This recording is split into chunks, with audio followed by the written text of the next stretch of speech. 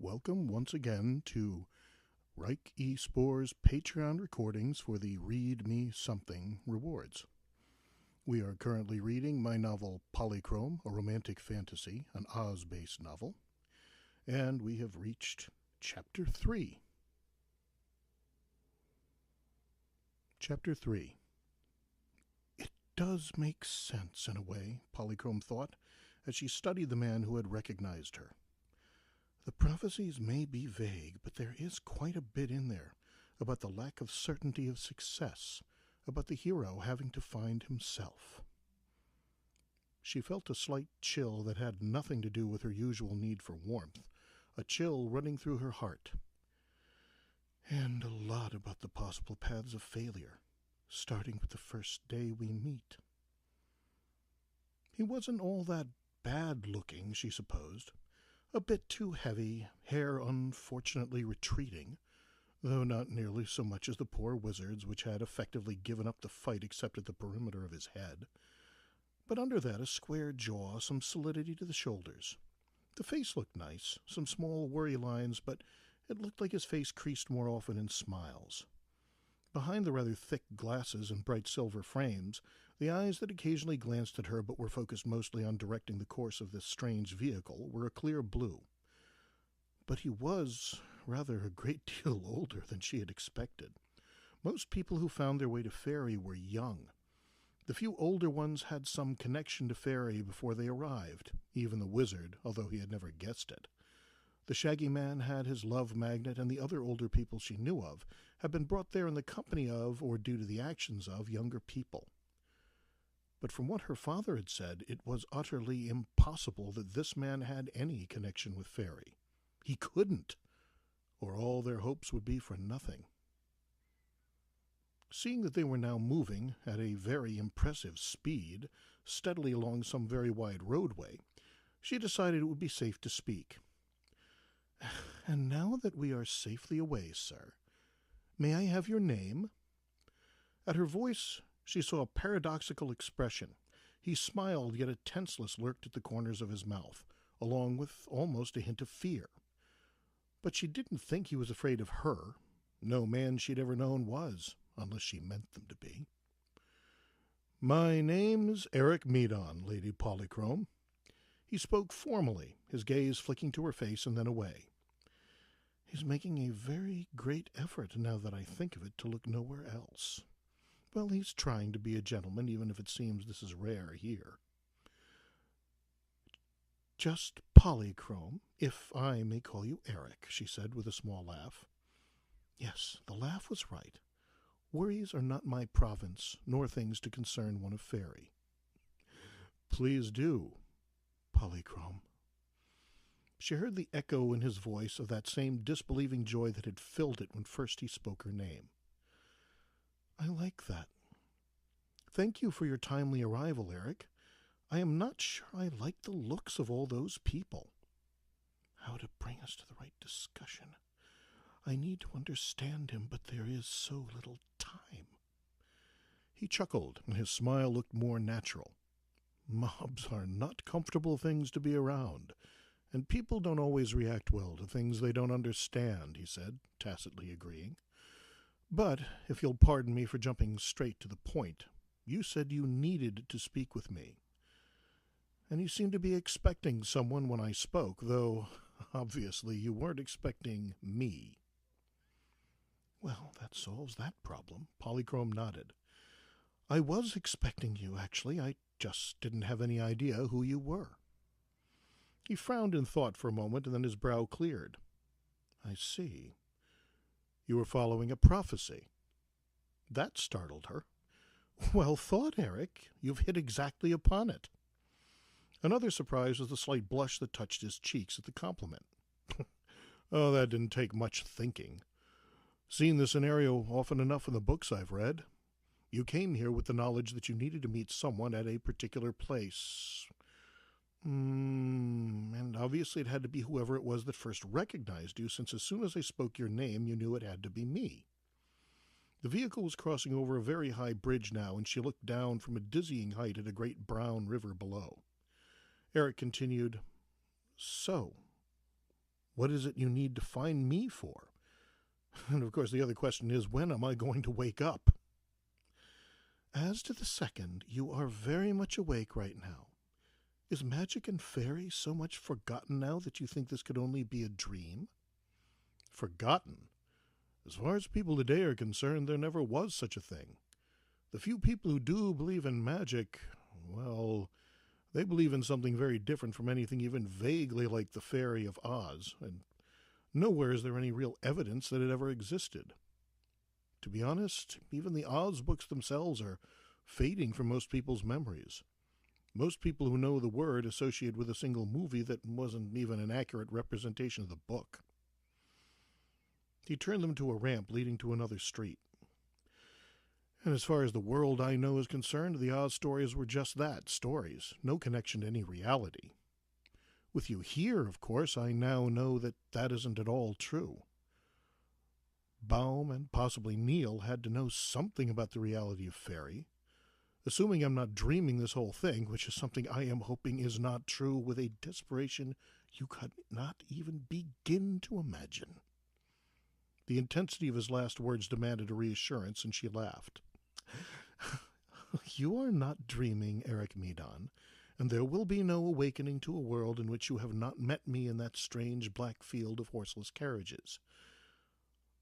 Although, she continued more soberly, you may well come to wish that you would awaken, for in the end this may be more nightmare than dream.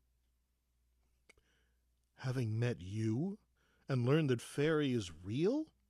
Now he laughed loudly, a cheerful, free sound that seemed to lighten the air around her. Polychrome, that would take something much darker than I can imagine. He turned the wheel and brought the vehicle to a stop in a driveway next to a small white house. And I can imagine quite a bit. The last part sounded almost as though he was quoting something. Eric came round to open the door and hand her out, though in a way that showed he was utterly unused to this sort of formality or courtesy. Thank you, Eric. So this is your home? He nodded, looking slightly worried.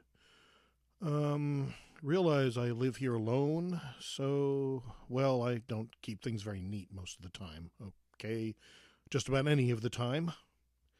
This was something of an understatement, she found, as the door opened and he turned on what appeared to be electric lights. The rooms were cluttered, mostly books and papers piled here and there. This was something of an understatement, she found, as the door opened and he turned on what appeared to be electric lights. The rooms were cluttered, mostly with books and papers piled here and there. It wasn't, as she'd momentarily feared, a place of unhealthy litter, and as she wandered, dancing idly through the various rooms, she suddenly recognized it as the same kind of disorganized, omnipresent clutter she'd seen in the wizard's private rooms on occasion, or those of other men of education and no family, the sign of a thoughtful man, though not a very organized one. Maybe the mess isn't a bad sign, she thought. He reads a great deal, he thinks and writes, I can see. His mind is quick.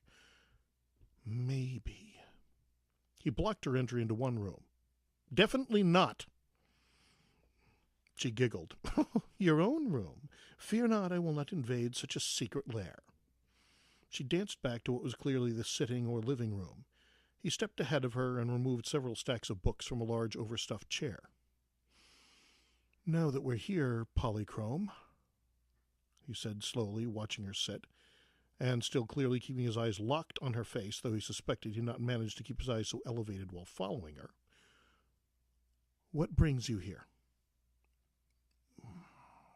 Well, to her surprise, for a moment, Polychrome found herself speechless. How in the world do I begin? Surprisingly, he seemed to understand. Let me see if I can help a little, he said. You know I've read the Oz books.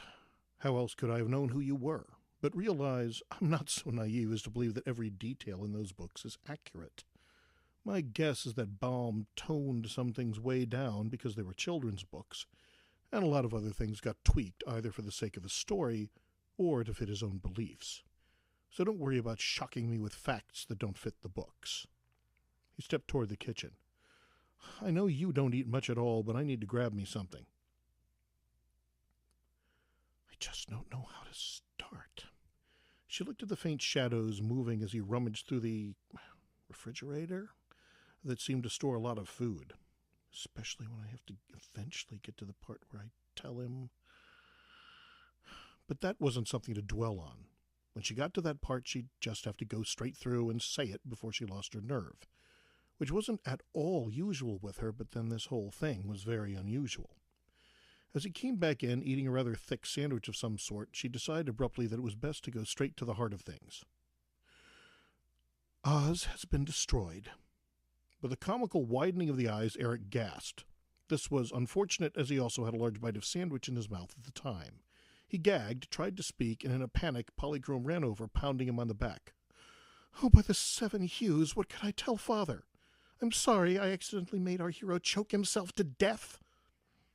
Suddenly the food dislodged. He swallowed and took a deep breath that had a strange, whistling undertone. It's okay, he said, waving her back. From his pocket he took a yellow, shiny object shaped something like the letter L and stuck one end in his mouth, pressing the other. There was a quick hiss, and he inhaled, then held his breath for a few seconds. "Sorry," he said finally. "That kind of thing sometimes triggers an attack." "Asthma," he said as she shot him a questioning glance. "My lungs don't always like to do their job and will choke up on me." He shook his head, then sat down in a nearby smaller chair. "What exactly do you mean Oz is destroyed?" "The land itself is still there." She tried to find the right words. "But it is no longer the Oz you have read of, even allowing for what the books did not tell you." He had an odd smile for a moment as she spoke, then his expression grew more serious. Was this a natural change, for want of a better word? To her own surprise, she found herself hesitating. She knew that it hadn't been natural in any sense of the word, yet he clearly had a very good reason for asking. And a part of her felt there might be something important behind that question, something her father might have understood better than she. But she shook her head. "No, conquest. And you need to realize that Oz is the center of fairy. Those who hold it are more powerful than the rest, and the condition of Oz can affect the rest of us, and perhaps rebound upon your own people." The blue eyes narrowed as he nodded his head, and for a moment she saw a strategist leaning over a map. "Or perhaps what is done here rebounds upon your own." "That is not far from something Father said. There are connections between our worlds, according to my father. So you may be right." "Okay, Polychrome." He spoke with a new tone, someone listening to a problem and looking for understanding. "Start from the beginning. Tell me how it happened, who is responsible, and then how I come into all this."